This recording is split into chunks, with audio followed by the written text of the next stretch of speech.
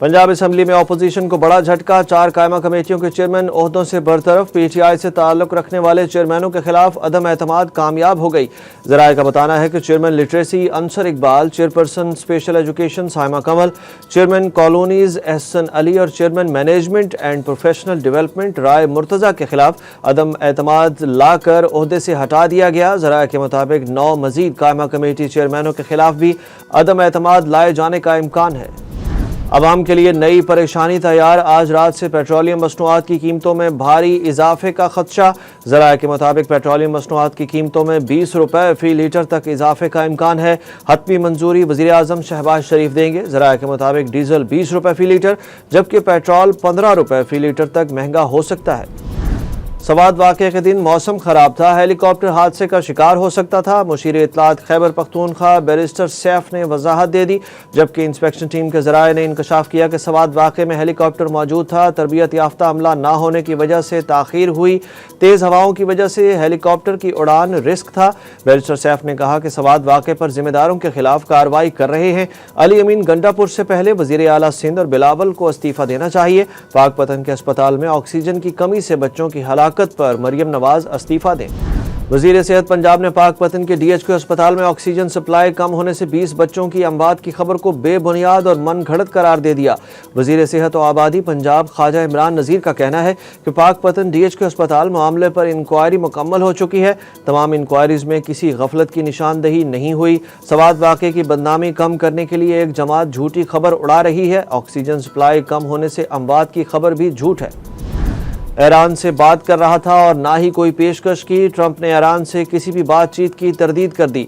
Trump ने एक बार फिर ये वाज़ेह किया है कि अमेरिका ने ईरान की जौहरी तंसीबात को मुकम्मल तौर पर ख़त्म कर दिया है। अमेरिकी सदर डोनाल्ड ट्रंप ने फॉक्स न्यूज़ को इंटरव्यू में कहा कि अगर ईरान अमन के रास्ते पर चलने का फैसला करे तो अमेरिका इक़्तिसादी पाबंदियाँ ख़त्म करने पर गौर कर सकता है। ट्रंप ने ईरान के सुप्रीम लीडर आयतुल्लाह ख़ामनेई पर सख्त तनकीद करते हुए कहा कि वो इंसानी हकूक़ के बजाय एटमी प्रोग्राम को तरजीह देते हैं। ईरान को भी अब्राहम अकॉर्ड्स में शामिल होकर इलाकाई अमन व इस्तेहकाम के लिए किरदार अदा करना चाहिए। अमरीकी हमलों से ईरान की जौहरी तंसीबात को खातिर खा नुकसान नहीं हुआ, अमरीकी अखबार वाशिंगटन पोस्ट का दावा। व्हाइट हाउस की जानिब से वाशिंगटन पोस्ट की इस रिपोर्ट को मुस्तरद कर दिया गया। वाशिंगटन पोस्ट के मुताबिक अमरीकी इंटेलिजेंस हुक्काम ने सीनियर ईरानी हुक्काम के दरमियान होने वाली बातचीत रिकॉर्ड करने के बाद कही है, जबकि व्हाइट हाउस तर्जुमान का कहना है कि नामालूम ईरानी हुक्काम जानते हैं कि जौहरी तंसीबात को कितना नुकसान पहुँचा है। रियासत मुखालिफ मवाद अपलोड करने के मुकदमे में सरम जावेद की जमानत मंजूर, रिहाई का हुक्म दे दिया गया।